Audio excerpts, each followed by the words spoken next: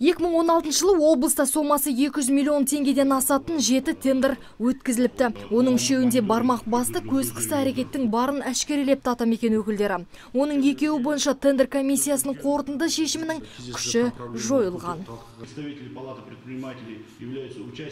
Кәсіпкерлер палатасы 200 миллион доллар теңгеден жоғары сомадағы мемлекеттік сатып алуға комиссия мүшесі ретінде қатыса алады. Өткен жылы 7 тендердің үшеуінен заң бұзушылық барын анықтап, екеуінің шешімін бұзуға ықпал еттік. Біздің араласуымызбен жергілікті кәсіпкерлер тендерге қатысуға мүмкіндік алып, соңында жеңді. Мемлекеттік сатып алулардың май-шелпекке айналып кеткен президент те айтты. Бұл саланы бақылайтын арнайы басқарманың құрылғанына да 2 жылдан асса да кемшілік әлі жойылмай келеді. Мәселен, өткен жылы қараша айында Берен кәсіпорын директоры өзінің бірнеше тендерге қатысқанымен жеңе алмағаны жайында шағымданып еді. Участвовали в 15 тендерах. В этом году Біз 15 тендерге қатыстық. Биыл 13 тендерге қатысып, біреуінде де ұтпадық.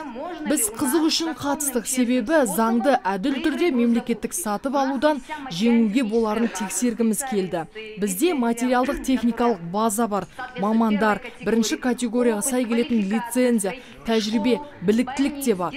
Бұған дейін мектеп, балабақша, аурухана салғанбыз. Осыған қарамастан барлық уақытта тендерден жеңіліп келеміз. Кәсіпкерлердің құқықтары мен мүдделерін қорғауда атамекен мен мемлекеттік қызмет істері және жемқорлыққа қарсы күрес агенттігінің бірлескен келісімі бар. Былтырғы жылы кәсіпкерлер тарапынан осы екі мекемеге 600-ден астам арыз шағымдар келіп түскен. Оның 17% мемлекеттік сатып алу конкурстарына қатысты. Жалпы мемлекеттік қызмет сатып алуға қатысты сұрақтар, проблемалар, кездесіп жүрген заңнамадағы олқылықтар, кемшіліктер, немесе де басқа да мәселелер болса, өздерінің ұсыныстары болса, соны бізге ұсынса деген өтінішіміз бар.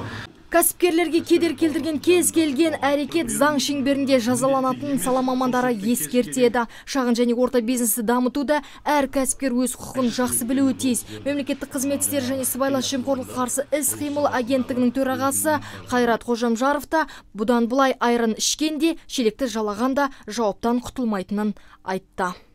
Райбек Бақытжанқызы, Ерлан Бексаидов, Нар Ньюс.